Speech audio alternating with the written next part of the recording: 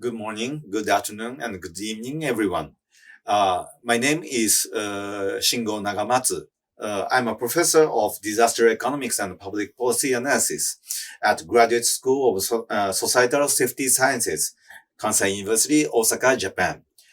My school, or Societal Safety Sciences, is very unique academic institution, which is only established in Kansai University, focusing on disaster management and accident risk reduction.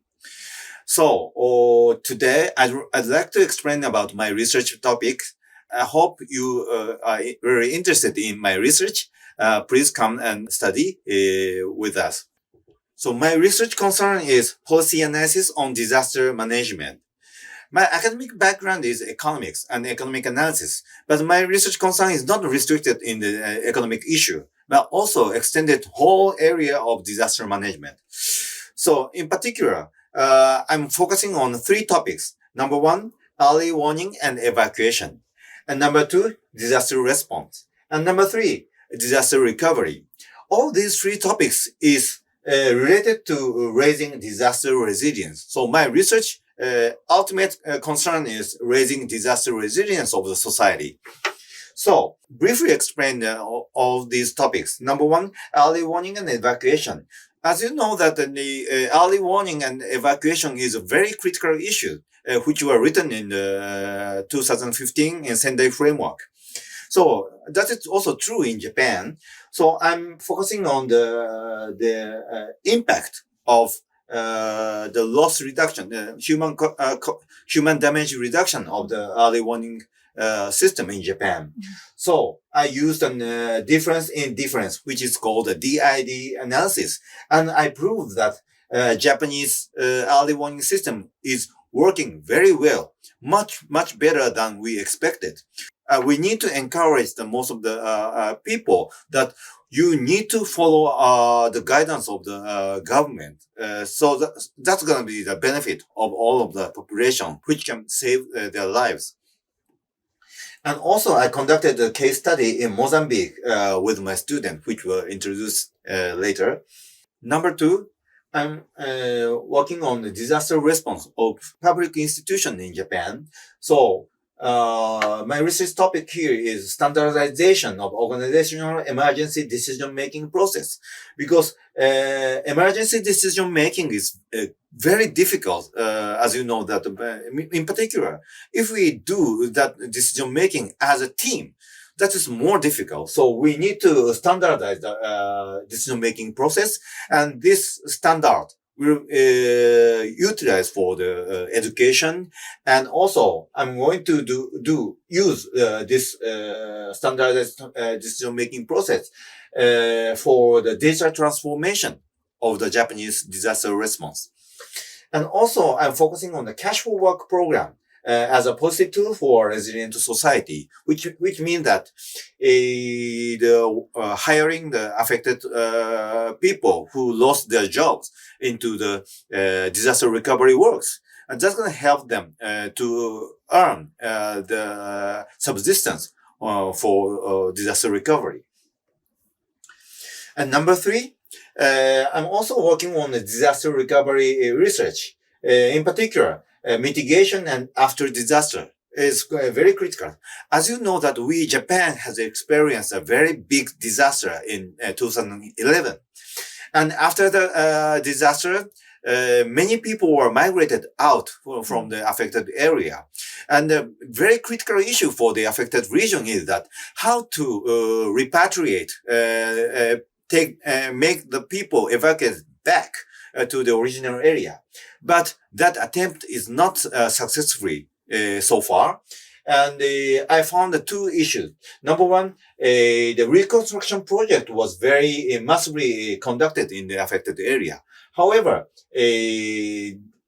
if the government invests more on the recovery process, the less people came back to the original area, because it took a very, very long time to reconstruct the houses.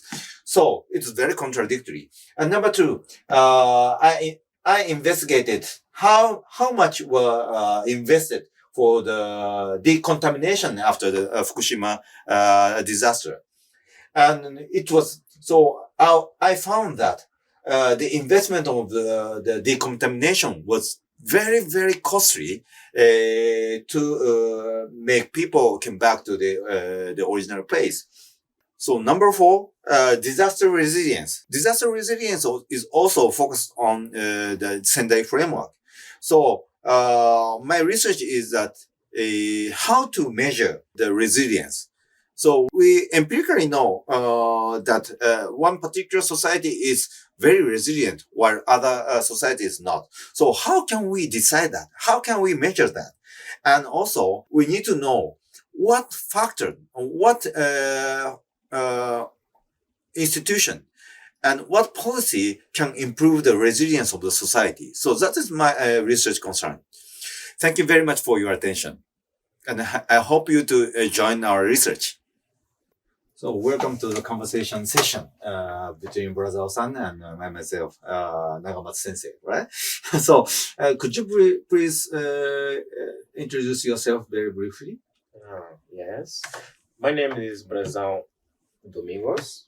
I am from Mozambique. Mozambique is one of the African countries which is located in southern parts of Africa. And in Mozambique, I'm working for INGD. INGD is a National Institute for Disaster Management, which is a government institutions uh, responding in disaster management nationwide. Mm. Yes. So you have plenty of experiences as a disaster manager in your country. So the next question is, what made you to come to Japan and study here? What is your motivation? My motivation is that Japan is one of the most famous countries in the world in terms of disaster management. And I found that the experience of Japan dealing with the 2000, starting from 1995 Kobe earthquake, and also 2011 Tohoku earthquake is a unique, and Japan was able to recover from the disaster. So also. I learned that there is many protocols, many framework. For example, starting from Hyogo framework for actions, Kyoto protocols, and also the Sendai framework for actions. That is the framework in terms of disaster management was signed here in Japan. And also for me, this kind of information is interesting. And I found that going to Japan, I will learn a lot from Japanese experience and also from experts from Japan that are working every day on disaster management. Good. That's why I'm here. We did a field study at the Mekong River Basin in Mozambique together. So it is your country, so you have been visited there several times. But this time, you visit there after studying here. So, is there any differences in your mind, in your idea? Yes, there is a difference because in terms of the theoretical approach and the practical approach, they are quite different.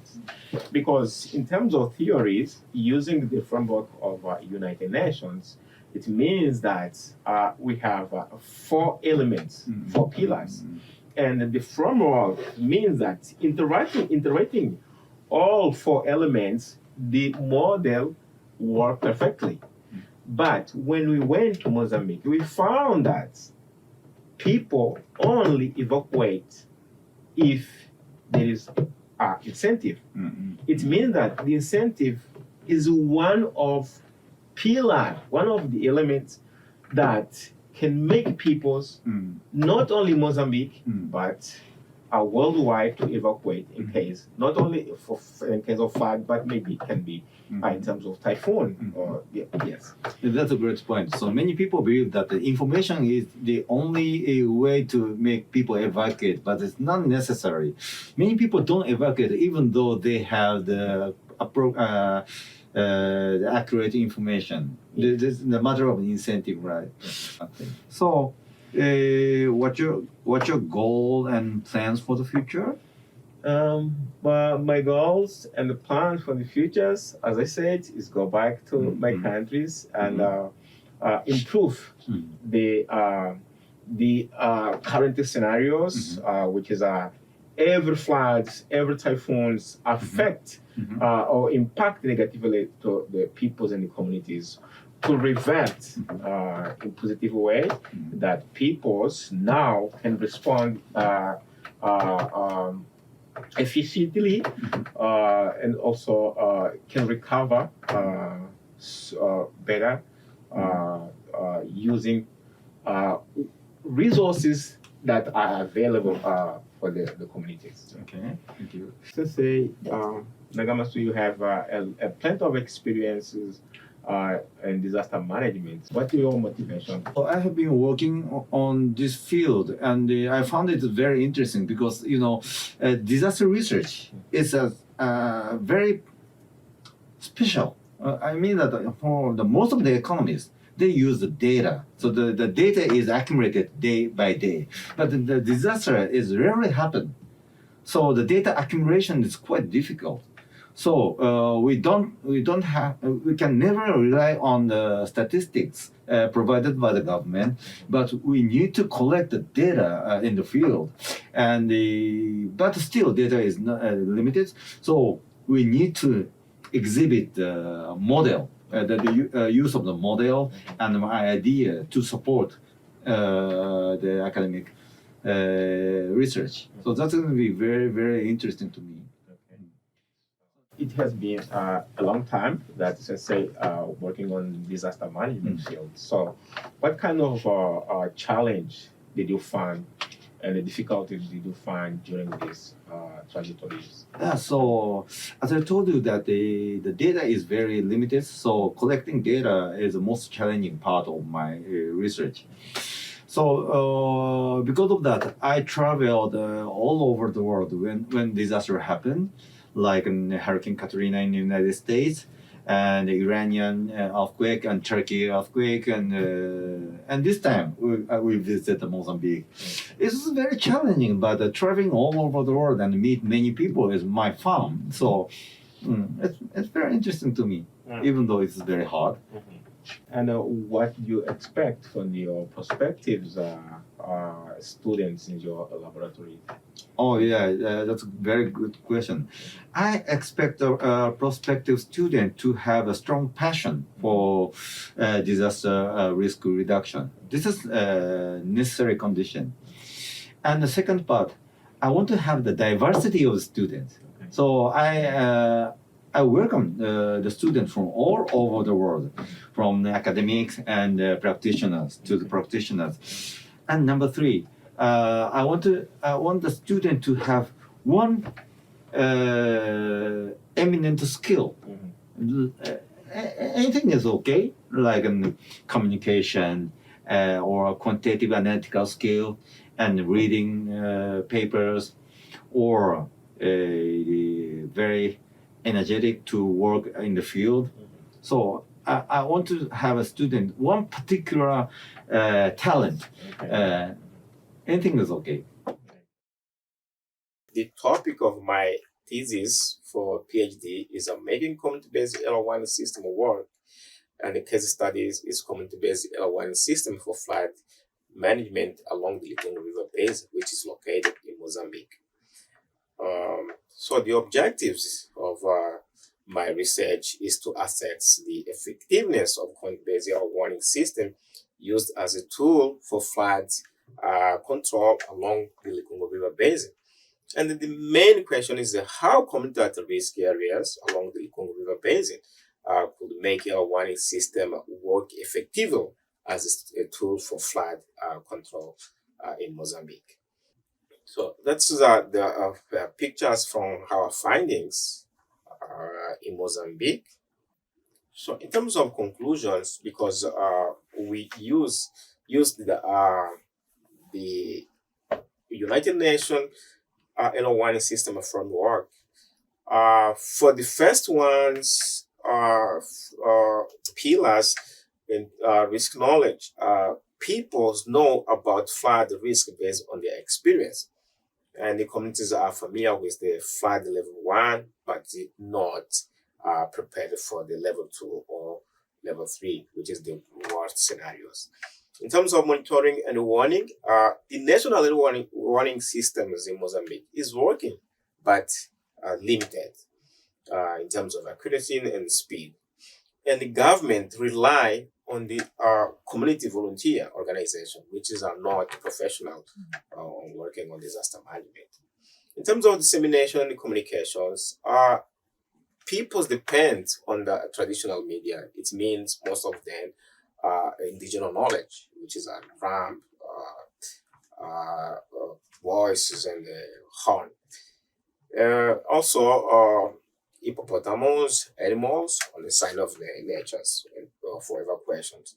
In terms of response capacities, people are not prepared because there is no plan for evacuations, or they are not using scientific knowledge to predict the floods. The most important findings is that in this framework, to work properly, we have to add the incentive as one of the pillars. So, using incentive, people should evacuate properly. That's the main point. Thank you. Thank you for watching this video, and I'm looking forward to having you to work together about the disaster risk management at this Kansai University.